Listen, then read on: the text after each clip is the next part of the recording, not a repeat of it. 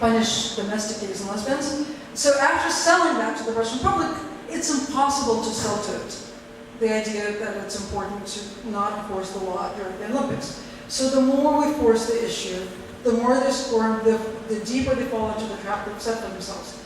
Ultimately, what that means is that it's not that important whether boycott efforts are successful. What's important is the actual campaign. It's getting results already, and that's been amazing to see. And the other stuff that will get results is basically any pressure that can be applied anywhere Russia goes. And Russia goes a lot of places. If you look at it, it's, I mean, the vodka campaign I think has been terrific because vodka is such an obvious target. Another obvious target is the Bolshoi Theater. It's a theater that has that spends more than half of its time abroad. The troupe, it has a very loyal gay and lesbian audience. It's a state theater. It's funded by the Russian state. The director of the Bolshoi Theater is appointed by the Prime Minister personally.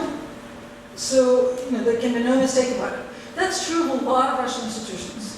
That's basically true, although it's not official about large Russian business. So, Lukoil and other Russian companies are also great targets. And that's kind of basically any time that we can make their lives hell when they set foot in the West. That hurts.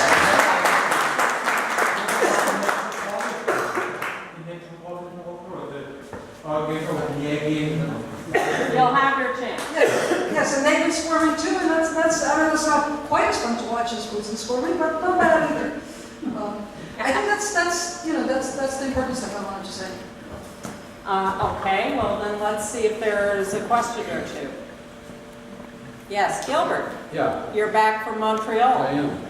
I'm wondering, when we do these actions, does the Russian public get to see it? Is it just completely shut down in terms of, do they see a picture of it? How do people find out that we support them? Yeah, that's a good question. Well, one of the best moments of my summer was when I was in my car 10 days ago in Moscow, and I turned on the radio and they were talking about the vodka boycott on every radio station. That is getting media. It was really, really amazing. It was like suddenly being granted visibility that we haven't had in years. The Russian media is really fragmented.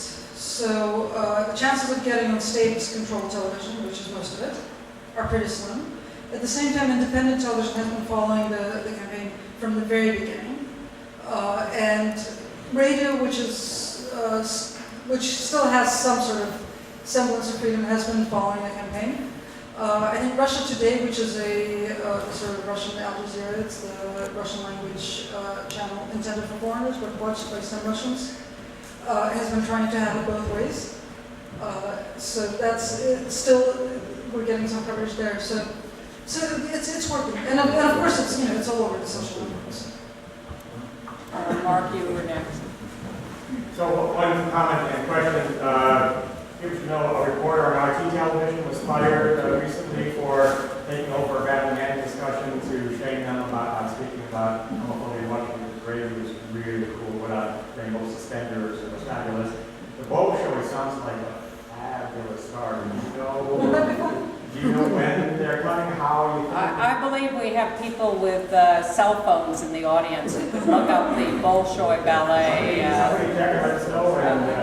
schedule in New York. Bolshoi, NYC. Okay. Yes, Jay. I'm always concerned about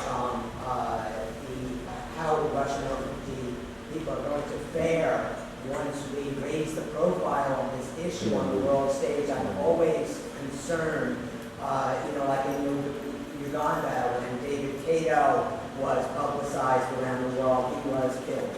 And so I want to know, what can we do strategically to protect people in countries where they're being abused, and specifically in Russia, and if there's some model for protecting LGBT people in countries where human rights abuses are rife.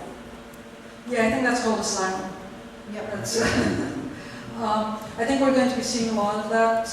There are already anecdotal reports out of Germany that there are a lot of asylum applications from Russian gays and lesbians. That's an irony. I'm sorry? That's an irony. That was pretty funny.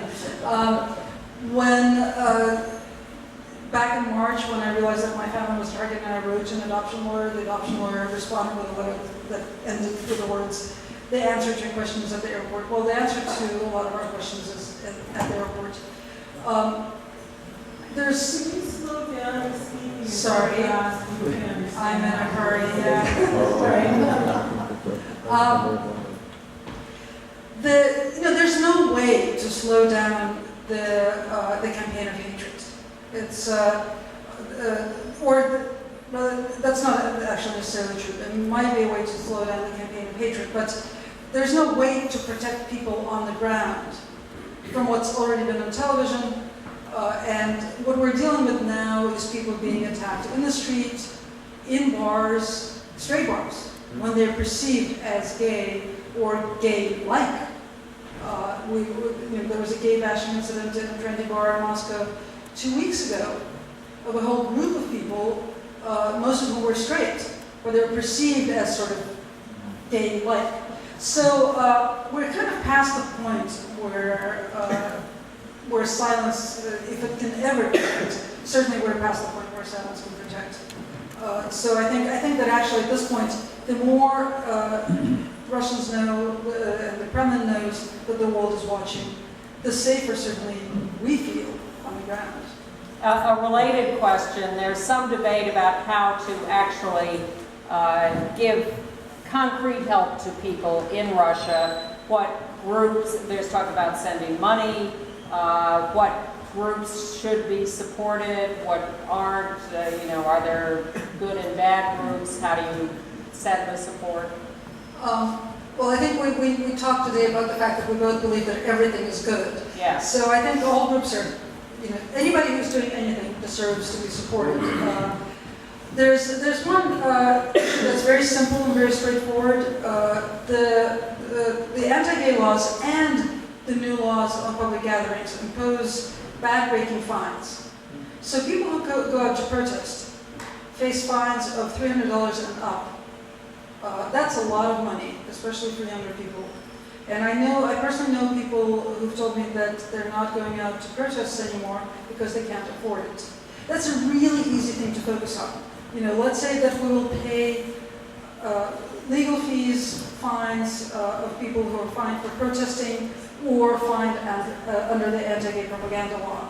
This is something that doesn't force you to choose between groups. It's a really straightforward thing. Anne?